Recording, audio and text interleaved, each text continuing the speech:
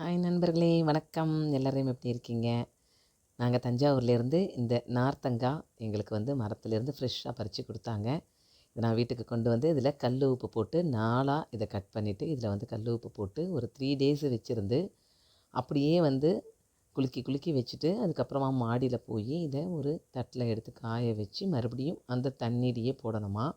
உப்புலேருந்து வெளியில வரக்கூடிய அந்த தண்ணீல போட்டு போட்டு அப்படியே அந்த ட்ரை ஆகுற வரைக்கும் வச்சிருந்தா உப்புல போட்ட நார்த்தங்காய் ரெடி ஆகிடும். இதை நம்ம காரம் போட்டும் நல்லா தாளித்து வச்சுக்கலாம் அப்படின்னு சொன்னாங்க.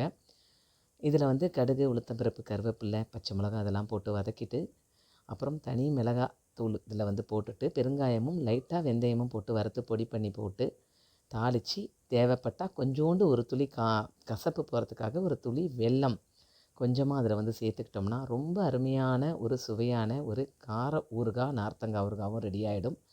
அப்படியே உப்பு ஊறுகாய் வேணும் அப்படின்னாலும் இதை அப்படியே உப்பில் போட்டு அப்படியே ட்ரை பண்ணி வச்சுக்கிட்டிங்கன்னா ரொம்ப அருமையாக எல்லா சாதத்துக்கும் தொட்டுக்கிறதுக்கு ரொம்ப நல்லாயிருக்கும்.